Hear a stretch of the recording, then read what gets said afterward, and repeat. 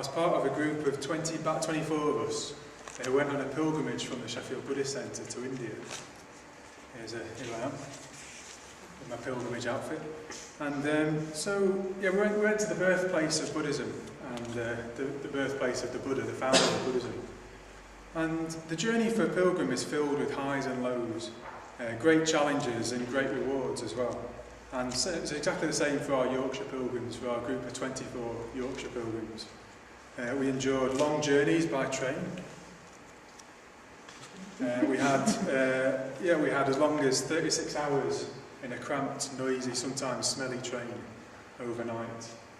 We had 8 to 10 hour minibus journeys a lot of the days, visiting the places. And sometimes we arrived at the places and we were unsure as to where our accommodation was going to be. We weren't sure if we were going to have anywhere to stay or where it would be. So it was challenging. It was a very challenging journey for a lot of us. But there were great rewards. Here are some of the pilgrims. And we were fueled by our inspiration and our devotion for the Buddha. And we received the rewards for our toils. We met some wonderful people, some amazing people. We visited some beautiful and inspiring places.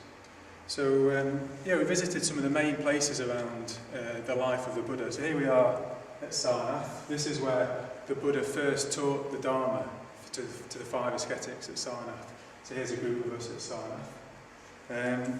We also went to a place called Shravasti, which was where the Buddha spent 20 or 30 rainy seasons. He spent most of his teaching career based around Shravasti. And we visited the place in Artapindika's Park where the Buddha lived and taught. We visited the places where the Buddha died. Kushinagar, this was the place where the Buddha died. And Lumbini in Nepal where the Buddha was born, the birthplace of the Buddha. And we also visited, this is Vulture's Peak, another of the famous places associated with the Buddha's teaching career. He gave a lot of sermons at the top of Vulture's Peak. And here we are at the top of Vulture's Peak. And then, the climax of the pilgrimage, we also visited Nalanda, which we'll hear more about later. Here's Machudasa, in the ruins of Nalanda, the great home of the great Buddhist scholars and teachers of the past. And the culmination of the pilgrimage was arriving at Bodh Gaya, the place, the scene where the Buddha was gained enlightenment 2,500 years ago, Bodh Gaya, underneath the Bodhi tree. So here we are performing a ritual at Bodh Gaya. So, we visited all of these places, and the reason we were able to do that was because of a Chinese pilgrim from the 7th century called Hsuan Tsang. So, Hsuan Tsang was a very famous scholar and pilgrim who I'm going to tell you more about, but he travelled over 10,000 miles from China to India to go on pilgrimage in India, and he kept very detailed journals, very detailed accounts and descriptions of his pilgrimage. And then thousands of years later, about 100 years ago, British archaeologists, a man named Alexander Cunningham, he used Hsuan Tsang's descriptions to locate the pilgrimage places, and he excavated the ruins so that modern-day pilgrims could again visit these ruins, these Buddhist pilgrimage places. So the reason we could go there was because of Hsuan Tsang, 7th century Chinese pilgrim and scholar. So, Hsuan Tsang is a great hero from the Buddhist tradition. He's also a great hero of mine. So I'm really pleased to be able to tell you about him. So he went on this amazing journey from China to India and back again. And on this heroic quest he travelled an astonishing 10,000 miles over 3 of the highest mountain regions in Asia. And he travelled through the northern and southern Silk Roads and back again. And his tale was retold in the 16th century novel, an account of his life, a legendary account of his life from the 16th century called Journey to the West by a Chinese monk called Wu Chenggen. And in the West it became known as Monkey. And here's a novel you may have come across called Monkey. He became famous in the West.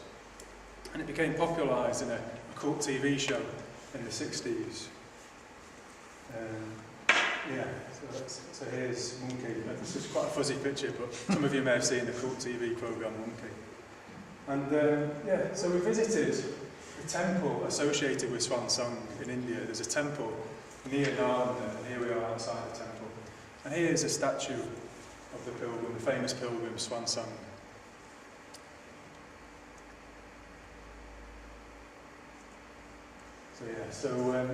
This was the huge journey, the amazing journey that Hsuan Tsang undertook. An amazing journey, heroic journey. And he was a man of exceptional intellect, bravery and spiritual vision. And he was a very, very important Buddhist pilgrim. And he lived around about 600 in the Common Era, year 600 to 664 approximately. He was born into a very scholarly family, a family with generations of scholars. And he was educated in Confucianism, classical Confucianism. But he became influenced by his older brother. His older brother was a Buddhist monk. And Hsuan Tsang became interested in Buddhism. And he began to study the Buddhist philosophy, the Buddhist texts. And he himself became ordained as a Buddhist monk. And he was a very devoted monk. You know, throughout his 20s, he was really studying the Buddhist texts. But he became aware of inconsistencies. There were inconsistencies in the Dharma in China. And that frustrated him. It was as though the Dharma had become stale over the years. It lost its potency. And Hsuan Tsang had also been studying the ancient language of Sanskrit, which a lot of the texts were written down in. And it dawned on Hsuan Tsang what needed to happen.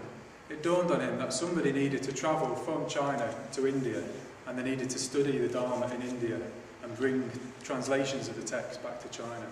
And it just became clear, it dawned on Hsuan Tsang, well, he was the person, he needed to do this. This is what he needed to do. So that's what he resolved to do. He resolved to travel from China to India and to bring back the Dharma texts. So in the year 629, Hsuan Tsang applied for a permit from the Emperor of China to travel to India from China. But the Emperor, he decided that nobody would leave China. He didn't want anybody to pass through the Jade Gates at the border of China. So he refused Hsuan Tsang's request for a permit and said Hsuan Tsang wasn't allowed to leave through these Jade Gates on the edge of China's border. But Hsuan Tsang felt compelled. He felt compelled to travel to India. He knew how important it was to get accurate copies of the Dharma texts. And he knew it was far more important than the wishes of this particular ruler at this particular time. But he also knew the dangers involved in disobeying the emperor. If he was caught disobeying the emperor, well then surely he was going to lose his life. Very dangerous. But nonetheless, he resolved to travel to India. He made up his mind to travel in stealth. So he bought himself a horse, which he was told was going to be suitable for this arduous journey. And he travelled as a fugitive. He hid by day and he travelled in night as a fugitive in stealth. Until he reached the Jade Gates at the border of China. So this was the point of no return. He'd reached the point of no return, the threshold. And he knew if he crossed this threshold, well, he was leaving behind his life as he knew it. It was going to be the change of his life as he knew it. He was going to be leaving behind his old life. So should he do it? Should he cross through this Jade Gate? Should he listen to his heart and his longing to find the true Dharma, but become an outlaw and a fugitive in his own country? Should he make the dangerous and the long journey through deserts and mountains to India? There was no British Airways, or we travelled on Jet Airways. There was no Jet Airways there. It was a very, very dangerous trip through mountains and deserts. Or should he just forget the whole idea, the whole crazy idea, and just stay in China? He got a comfortable life in China as a monk. He wasn't in any particular danger, so should he just forget the whole thing? Well, Hsuan Tsang was not going to be swayed. He was not going to be swayed from his mission or his goal. And as a sign of his resolve and his determination, he vowed never to turn back in the direction of the Jade Gates. He vowed that once he'd passed through them, he would never turn back in the direction and face the Jade Gates until he completed his mission and found the true Dharma in India. So began his great heroic quest. But no sooner as he started his journey, then very quickly Hsuan Tsang began to get into bother. And what became clear was the horse he'd been sold wasn't actually up to the task. He'd been swindled, he'd been had, and he'd been sold a mangy old mare who wasn't up to the task at all. This horse couldn't get him anywhere, so he'd been swindled. And not only that, his guide tried to murder him, tried to assassinate him in his sleep, perhaps after the reward for Hsuan Tsang's life. But Hsuan Tsang only escaped by awaking just at the right time, just at the last minute and fleeing. He escaped, he fled from his guide. So he was in a spot of bother, and he was now on his own with his mangy old mare, trying to make this trip through the deserts, all the way through the deserts. And off he went on his own through the deserts. And it got worse, because after a few days it became clear to Hsuan Tsang, without his guide, he'd got completely lost. He didn't have a clue where he was, he'd completely lost his bearings, and here he was alone, completely lost in the desert. Not only that, he was running out of water. And he took out his water container, his water sack, and tried to give a drink to his mangy old mare who was getting parched. And he dropped, out of his fatigue, he dropped his water bottle on the floor, and he just watched in desperation as the last few drops of his water trickled away into the sand. So he was doomed. Hsuan Tsang was doomed. He'd made this commitment, he set out on this journey, but he was doomed. And he collapsed on the floor in the desert, expecting to die. But this moment, something unexpected happened, something he wasn't expecting happened. It seemed like something came to his aid. Something in the universe wanted him to succeed, perhaps. And Hsuan Tsang had a dream of the Bodhisattva, Avalokiteshvara. And he awoke suddenly to find that his horse was trotting away from him. So he got up and called after his horse, come back, you mangy old mare. But to his astonishment, he followed the horse, and the horse led him to an oasis. By some miracle, some act of fortune, the mangy old horse led him to an oasis, and they were both saved. Him and his horse were both saved. So his fortunes had suddenly changed for the better. So he was refreshed and revitalised, and he set out again. And he arrived at the first kind of place of civilization on his journey, the kingdom of Turfan. And he very quickly settled in the kingdom of Turfan. He became established. His reputation grew very, very quickly after a few days. The king of Turfan asked to meet Hsuan Tsang, and he became very, very impressed by this man's determination, his serenity, his intellect. And he wanted Hsuan Tsang to become his advisor. He wanted Hsuan Tsang to stay in Turfan and to become his advisor. And this was a very good proposition, when you've been stranded in the desert. But Hsuan Tsang was determined. He knew what his mission was. He had his heart set. He was resolved on going to India. He wouldn't settle for anything less. So he refused, and the king refused to let him leave. The king wanted him to stay. So Hsuan Tsang went on hunger strike. And eventually, the king could see the resolve, he could see the determination of Hsuan Tsang, and he allowed Hsuan Tsang to carry on his journey. But not only that, he decided to help Hsuan Tsang. So he gave him everything he would need to travel through Central Asia. So he gave him elephants, he gave him an advisor, he gave him gold and silver cloths, and he gave him letters of introduction that would give him safe passage through the various kingdoms he was going to pass through. So again, Hsuan Tsang's fortunes had turned for the better. What happened next? So, he continued his great adventure. He travelled along deserts, he travelled through mountain ranges, across Iran, through Gandhara, Peshawar, Taxilia, and then he arrived in Kashmir, and he spent 2 years studying in Kashmir, preparing for his mission. And he studied the language of Sanskrit and Buddhist philosophy. He was preparing for his mission. And then finally, in the year 633, so 4 years after he set off, Hsuan Tsang was ready to enter India. At last, he was going to reach his goal. He was going to fulfill his dream. He was going to arrive in India. And he was sailing down the river Ganges, perhaps anticipating, after all his hardships, arriving in India. And disaster struck again for poor old Hsuan Tsang. His boat was captured by bandits. Bandits captured the boat of Hsuan Tsang. And they decided, these bandits, they couldn't sell him as a slave. He was too thin and emaciated. But he looked quite holy and spiritual, so maybe they could sacrifice him to their gods. So they decided they were going to make Hsuan Tsang the human sacrifice. So poor old Hsuan Tsang, he was in bother again. But he warned them. Hsuan Tsang warned the bandits. He said, "If this dirty and contemptible body could fulfill your purpose, then I would not dare begrudge it. But I have come from far away to pay my respects to the Bodhi tree, the Buddha images in the vulture's peak, as well as to seek the Dharma. These purposes have not yet been accomplished. If you kill me now, I am afraid it may not go well with you." But the bandits were not impressed, and they continued their plan to make Hsuan Tsang a human sacrifice. And then at that point, Hsuan Tsang entered into deep meditation, and at which point violent winds began to howl around the boat, And the bandits became terrified and they begged Hsuan Tsang for forgiveness. That's still working.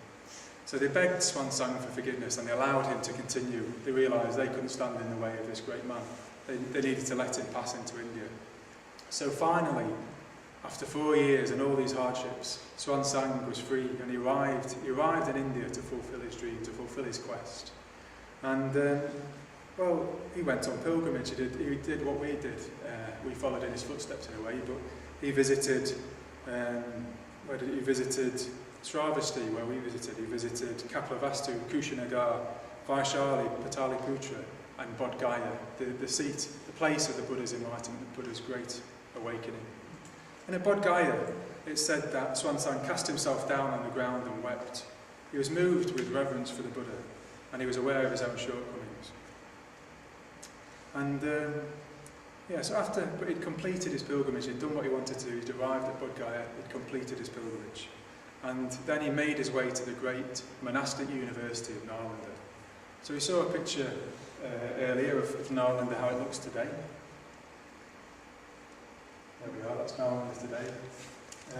But at the time, this was a great monastic university, and Hsuan Tsang said in his journals, Nalanda contains several thousand monks of the highest ability and talent, with many hundred whose fame spreads far across distant regions. Great debates take place from morning until night. If men of other quarters desire to enter and take part in discussions, the keeper of the gate poses difficult questions. Many are unable to answer and retire. So Nalanda was a place of great study, great renown. There was 10,000 monks there, several thousand monks, and only the finest minds could enter Nalanda. It was a place of great study and debate. And this is exactly where Hsuan Tsang wanted to go. He wanted to study the Dharma. So Hsuan Tsang spent 2 years studying at Nalanda University with the abbot, who was called Sila Bhadra, and he was 106 years old, the abbot of Nalanda. And Hsuan Tsang studied Buddhist philosophy, Buddhist texts, Sanskrit, and again, very, very quickly, the reputation of Hsuan Tsang spread throughout the region. And kings wanted to meet Hsuan Tsang. People were very impressed by this great Chinese monk who had made this miraculous journey with this great intellect and serenity and great resolve. So Hsuan Tsang was invited to meet the king of Assam, King Bhaskara Kumara. And they travelled together to meet Harsha, the great emperor of northern India. And as a sign of how greatly Hsuan Tsang was revered, had become revered in India, the great emperor Harsha knelt before the monk and kissed his feet. He kissed the feet of Hsuan Tsang. And the emperor, he wanted to, in a way, show off the intellect of this Buddhist monk. He organised a great debate between the scholars, the thinkers of all the regions, all the religions across northern India. He held a great debate, which Hsuan Tsang was victorious, and he was claimed the greatest mind, the greatest intellect in northern India. So by the time Hsuan Tsang finally departed and left on his way back to China, it was around the year 643, he was given a military escort to carry the books and the images he'd been collecting from India. King Harsha presented him with the biggest elephants, capable of carrying 8 men, as well as the thousands of gold and silver pieces he gave him for his expenses. And on his return to China, word had got home of his great achievements, and he was no longer a fugitive. He was famous in India.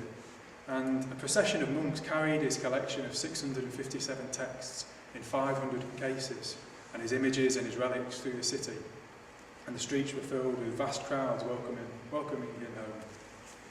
He completed this miraculous journey and arrived all the way back again in China. And the emperor he called upon Hsuan Tsang, and he wanted Hsuan Tsang to become his advisor. He wanted him to remain and become his advisor, the emperor's advisor. But Hsuan Tsang said to him, "If your majesty orders me to return to secular life, it would be like dragging a boat from the water to land." So after all these adventures, Hsuan Tsang would still not be diverted from his mission. And he spent the next 19 years, his remaining 19 years, concentrating on translating all of the texts he brought back until his death in 664. So by that time he completed 73 translations, including some of the most important Mahayana sutras. And he also found time to start a new tradition. He started a tradition called the Fa-Xiang tradition. So it was a great life, the life of Hsuan Tsang, and the Buddhist tradition, including each of us, owes a huge amount to Hsuan Tsang, because just a few years after he left northern India, the Emperor Harsha died, and northern India fell into complete chaos.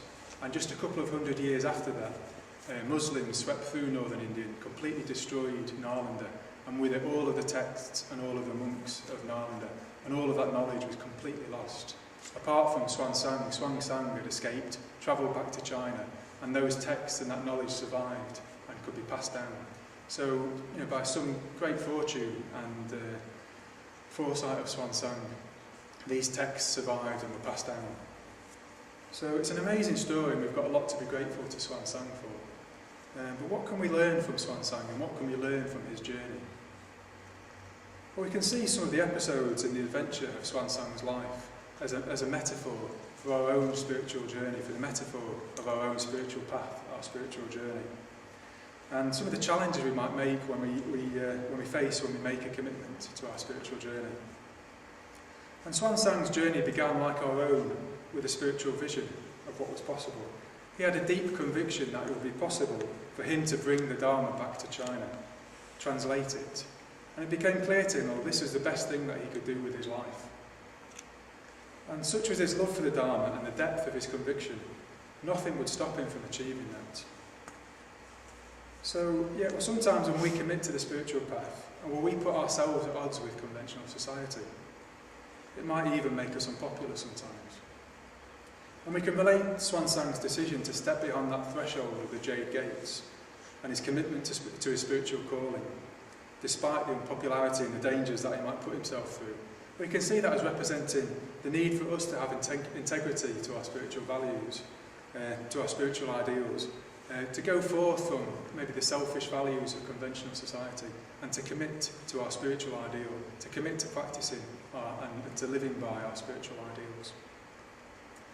And we all face that point sometimes, that threshold, the point of making a commitment to the path, leaving behind who we are now, our current identity, and taking a step deeper on the path.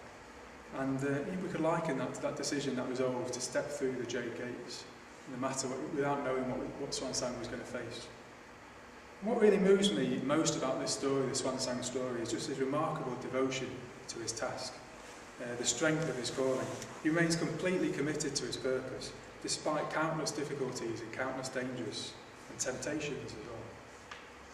So what was it? What was it that enabled Hsuan Tsang to do this? What powered his heroic quest? Well, the driving force that powered Hsuan Tsang's quest, and which powers all of our spiritual quests, is the quality of sraddha.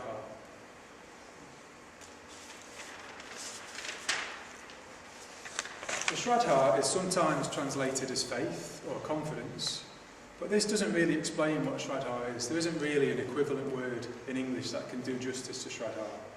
But Sangharakshita describes sraddha as being what is ultimate in us, resonating with what is ultimate in the universe. What is ultimate in us, resonating with what is ultimate in the universe. So we can see sraddha as being the experience we have when we encounter something of real spiritual value, and it rings true. We intuitively respond to it. It's as if something deep within us wakes up. There's an echo of what's highest in the universe, deep within us, and we respond to that. We respond to it. So, but it's not blind faith. Sraddha isn't blind faith. Sangharakshita describes Sraddha in his survey of Buddhism as being grounded in intuition, but tested by reason and tested by our experience. So the Dharma rings true. It rings true, so if we intuitively might respond to the Dharma as being true, but we need to test it out with our own logic, our own reason, and we need to test it out in our own experience. And that's where we really get Sraddha, we really cultivate this confidence, this faith, this trust in the Dharma. And a poetic way of relating to Sraddha is as though it's the voice of our higher self calling to us. So it's our future self, who we could be in the future, calling to us now from deep within us, pointing out the direction we need to take. And sometimes we can hear that voice very, very strongly, it's very, very clear to us. But sometimes it gets drowned out. It gets drowned out by all the other demands on us in our life. So each of us, we've all experienced sraddha, or else we wouldn't be here at the Buddhist Centre. Each of us, we've all heard or we've seen something that's resonated with us in Buddhism, with the Dharma. And it's made us come to the Buddhist centre in the first place, and it's made us come back week after week. So each of us has experienced sraddha. We all know what this quality is. And a Sangha, who is a Buddhist scholar, who we've heard about on this series of the Refuge Tree, well, he gave a description to sraddha, and he described sraddha as being a deep conviction he described it as being a deep conviction, lucidity, and longing for those things that are real, have value, and are possible. And he says it functions as the basis of sustained interest. I'll read that again. A deep conviction, lucidity, and longing for those things that are real, have value, and are possible. So there are three aspects to sraddha. Firstly, there's a deep conviction for what is real. What is real and true. We know at a very deep level that the Dharma is true. We've got a deep conviction that the Dharma is true. Or maybe we can sense it's got a great depth to it, even though we can't fathom it. We've just got a deep conviction about the Dharma. And that's the first aspect, the first quality of sraddha. And the second quality is a lucidity of mind, a state of serenity, of clarity, tranquility even, which arises when we know what truly has value. So it's a state of lucidity when we know what truly has value. And it's as though our mind is a muddy river, and it suddenly becomes clear and lucid. Conflict and indecision give way to a great relief and a great clarity. Everything becomes clear. There can be blissful moments of clarity when you commit to the spiritual life, and it becomes clear what's got value. You know what your life is about. You've got a clear sense of the direction you need to go in, even if you've got no idea what adventures or joys or trials are going to come along the path. It's just this deep clarity. And I experienced a bit of this lucidity of mind, a bit of this tranquility in the days leading up to my ordination, which was almost exactly a year ago tomorrow. And I had a deep lucidity of mind in the days leading up to that. It was completely clear I was doing exactly the right thing with my life, and I was in exactly the right place, exactly where I needed to be. I was completely sure that I was always going to practice the Dharma, and I was always going to be a disciple of Sangha Vachita. It was just completely clear. There was no conflicts whatsoever at that time. And it just felt like a real clarity, a real lucidity. I knew what was important. I knew what my life was about. And it was blissful. It was absolutely blissful. So that's the second quality of lucidity. But the third quality of sraddha is a longing for what's possible. You've got the confidence that the path works and the goal is achievable. What the Buddha overcame, we too can overcome. What the Buddha attained, we too can attain. We see we can make progress and we decide to act. We decide to move towards it. And this is what distinguishes sraddha maybe from the devotion of theistic religions. So a Christian might have reverence and might see God as the highest, but they may not desire or believe that it's possible to move in the direction of God, to become like God, to move towards Him. But for a Buddhist, it's not enough. It's not simply enough to admire or to revere the Buddha, the Dharma and the Sangha. What makes us a Buddhist is the act of commitment, the act of going for refuge, committing to the path of transformation with like-minded individuals. It's a volitional act. It's moving towards the ideal. And this is this third aspect of sraddha, a longing, a moving towards what's possible. And as our confidence, our sraddha deepens, our resistance and our fear drops away, and we're moved to deepen our commitment. So another moment of this for me, I've had moments of these types of sraddha, and another moment of this is when things became clear for me about 6 years ago at Sangha night, and I heard Vidanya talking. He told this story about Hsuan Tsang, the same story about Hsuan Tsang 6 years ago. And I was so moved when I heard Hsuan Tsang's commitment, the story about Hsuan Tsang's resolve and commitment. I could see how I benefited from the Buddha, the Dharma and the Sangha, and I was inspired to ask for ordination into this Buddhist order, having heard Vidanya talk about Hsuan Tsang. So it became very clear to me I wanted to train in this Buddhist order. That's what I wanted to do with my life. I wanted to help to build Sangha and to make the Dharma available for the people. And so here I am 6 years later at Sangha night, and I'm telling you guys exactly the same story. So I've got a lot to be grateful to Hsuan Tsang and to Vidanya for giving me that inspiration 6 years ago. So for each of us, in different ways, our journey might begin with inspiration, with a clear sense of purpose, what we want to do, where we want to go. But after some time, we may find ourselves heading in a different direction, doing something completely different with our life. So what is it that happens in those situations? It's as though we've been blown off course, off our direction. And the Buddha came up with a metaphor of 4 pairs of worldly winds, which can blow us about and pull us off course, pull us about this way and that. The Buddha came up with this model of 4 pairs of worldly winds. The desire for gain and the desire not to have loss. The desire to be popular, to be famous. The desire not to be infamous or to have a low status. The desire to have praise, for other people to praise our actions, and for us not to get disapproval or blame. The desire to have sensations of pleasure and to avoid sensations of pain. So this is a model of the 4 pairs of worldly winds. And these winds constantly blow around us all the time. One minute we experience pain, the next minute we experience pleasure. Sometimes we receive praise, other times we receive disapproval. And for most of us, most of the time, we get blown about by these worldly winds. We do as much as we can to get these, and we do as much as we can to avoid these. That's what most of us, most of the time, are doing. But the problem with this, of course, is that it's impossible to only get pleasant experiences and to avoid painful experiences. It's not possible. Because these worldly winds are in flux all the time. It's just not possible to control them. So we can't control the whole world, and we can't line it up so we only get pleasure and pain, pleasure and praise, and we avoid pain and loss. We can't do that. So the worldly winds, they're not a sensible foundation for our life. They're not a sensible basis for our life.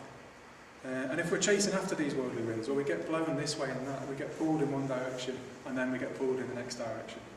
And it puts us at odds with everybody else, because everybody else is trying to get what they want. Everybody else is trying to get pleasure and avoid pain. One man's gain is another man's loss. So these worldly winds put us in competition, in conflict with everybody else. But most importantly, if we base our lives around the worldly winds, well, we forget what our lives are really about. We forget our true purpose. We lose touch with our higher self, who we really could be, and we lose our sense of purpose. We don't have to look too far to see the worldly winds blowing about us. So, for example, I was sitting writing this talk on Sunday, and it was a sunny afternoon. And I could notice the effects of the worldly winds blowing on me, and I had to be very alert to them. And various thoughts and urges were popping up as I was writing the talk. And one of them was, well, I'd rather be sitting out in the sun than inside writing this talk. I'd rather be sitting outside. And then another thought, well, I wonder if people will like this talk, think it's a good talk, and if I receive praise afterwards. I wonder if it will go on free Buddhist audio, and I'll get a good reputation as a good speaker in the movement.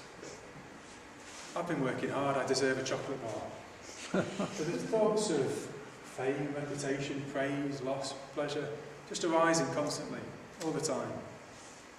And if I wasn't careful, well, I could have ended up writing a very different talk out of those motivations. Or getting distracted and not writing the talk at all, but just end up sunbathing and eating an ice cream.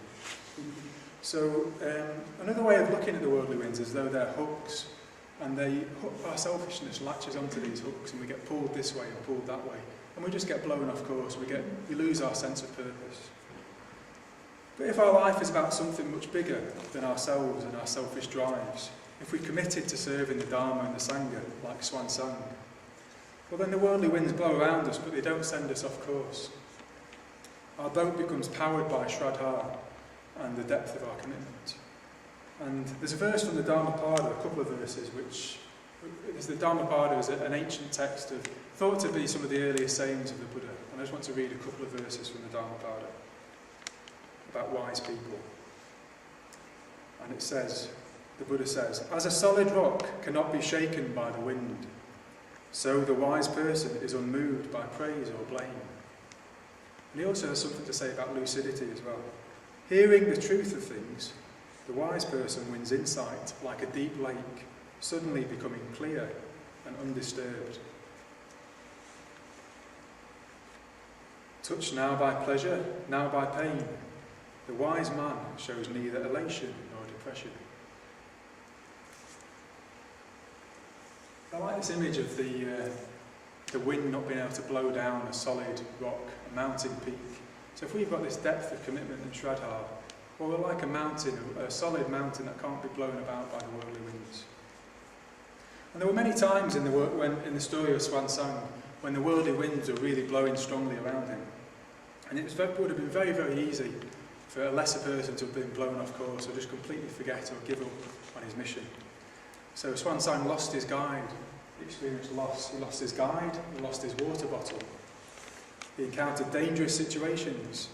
And his mission put him at odds with rulers, kings, very powerful people, the kings of China and India.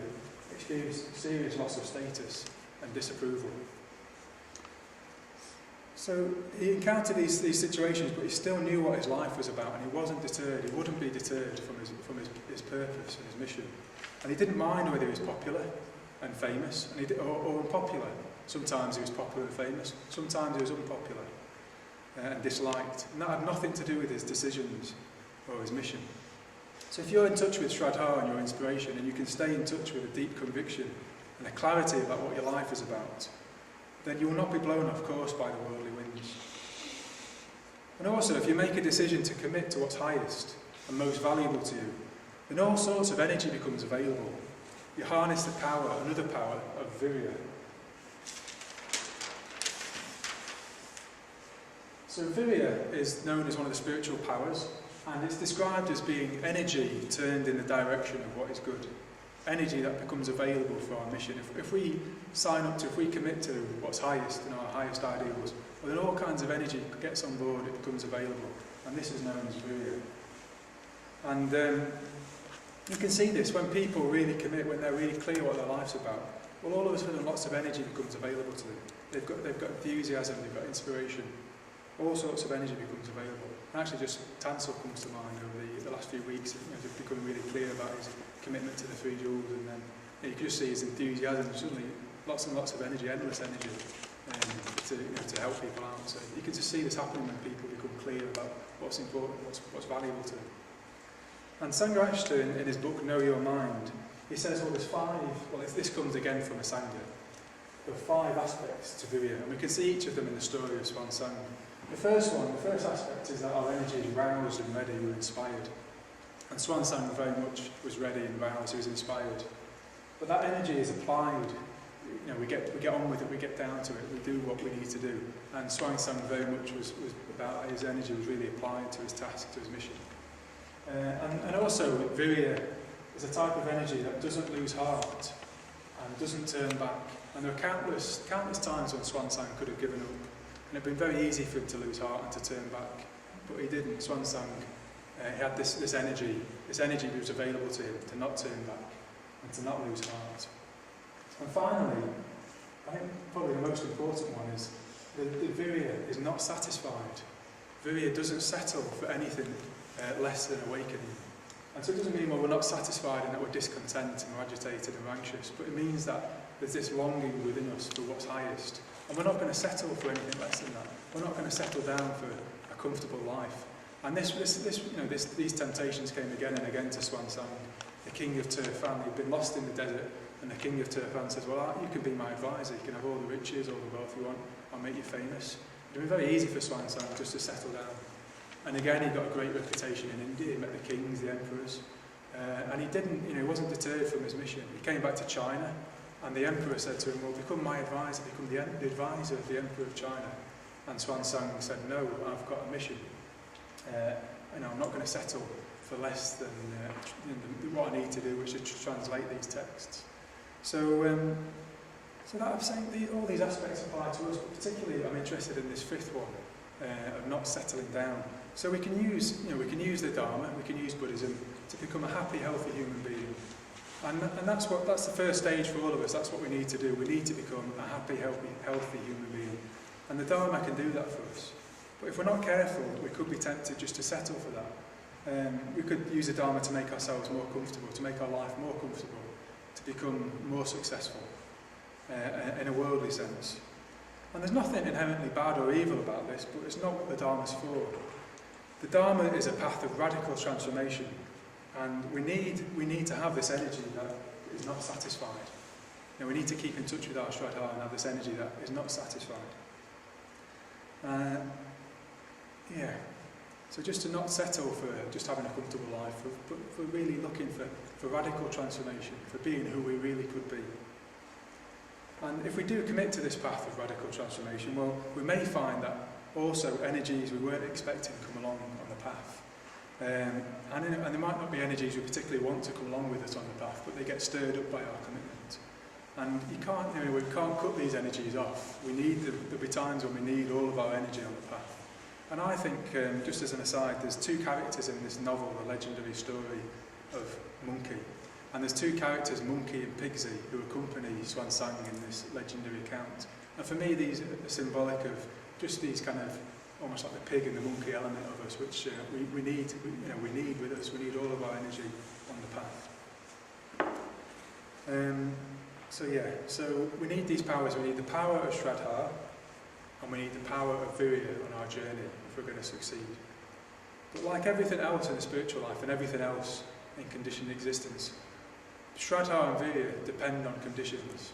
We need supportive conditions to cultivate sraddha and to cultivate virya. So we need to work with the laws of conditionality to align ourselves with what's highest in the universe, so that it resonates with what's highest in us.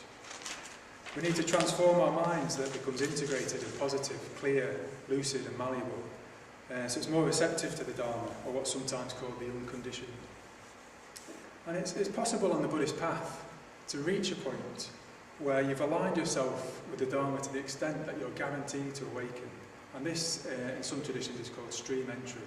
It's as though there's a stream, a current, a force of awakening, that if once we've aligned ourselves with it sufficiently, will just take us all the way to awakening.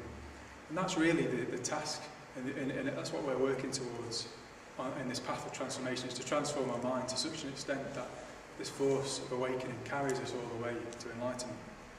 But Sangharakshita says, well, until that point, until we reach stream entry, well, there's a gravitational pull of the unconditioned, a gravitational pull of the worldly winds, which pulls us away from what we truly could be, back to the mundane. And what we need is supportive conditions. We need to put ourselves in conditions where we're going to be put in contact with what's deepest in us, what our inspiration.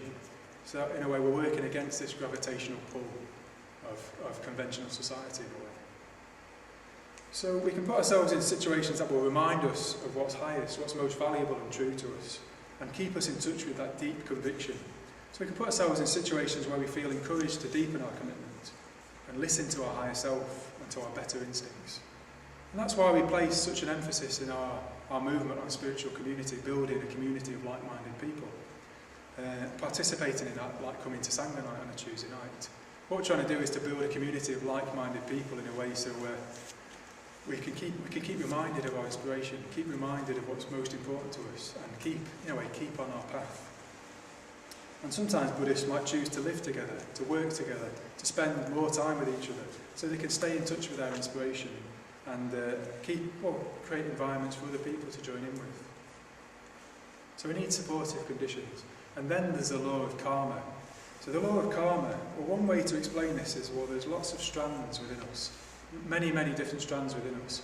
And the strands that we act on, they become stronger. And the strands that we don't act on, well, they become weaker. So if we're bold and we're decisive, and we act in line with our deepest vision, and we act in line with our sraddha, well, then it becomes stronger. It becomes a stronger influence on our life. But if we don't act on it and we lose touch with it, well, it becomes more of a faint voice. It becomes a memory, or maybe even a regret after time. So you might want to ask yourself some questions that might arise for me out of this, inspired by the life of Hsuan Tsang. You might want to ask yourself, well, am I in touch with my sraddha? Am I settling for a comfortable life? Or is there radical transformation taking place? What is my higher self saying to me? What would my higher self say to me? And how could I act on this? How could I take my own journey deeper? And then, well, finally, if we do listen to our deeper instincts, well, what would they say to us? How would we deepen our commitment?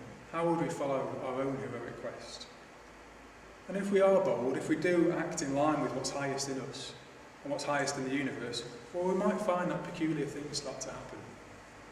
It's as though the universe responds to our commitment, and the universe helps us out when we need it. You know, curious things can happen, peculiar things can happen. And in the same way as well, like Hsuan Tsang when he was lost in the desert. And it's as though he was saved by the universe, by his mangy horse and Avalokiteshvara. Sometimes help can come from unexpected places when we're really deeply committed to what's most important. So I'd like to end just by reading a quote from a mountaineer, a Scottish mountaineer called W.H. Murray. And he discovered through his mountain expeditions in the same way as Hsuan Tsang, and what we can discover when we embark and face our challenges and commit to them. But he discovered that there's a magical connection between boldness and commitment and providence, which he described, something he described as providence, where things seem to go in our favour. And this is what he said. Until one is committed, there is hesitancy, the chance to draw back, always ineffectiveness. Concerning all acts of initiative and creation, there is one elementary truth, the ignorance of which kills countless ideas and splendid plans. That the moment one definitely commits oneself, then providence moves too. A whole stream of events issues from the decision, raising in one's favour all manner of unforeseen incidents, meetings and material assistance, which no man could have dreamt to have come his way. I learned a deep respect for one of Goethe's couplets. Whatever you can do, or dream you can do, begin it. Boldness has genius, power and magic in it.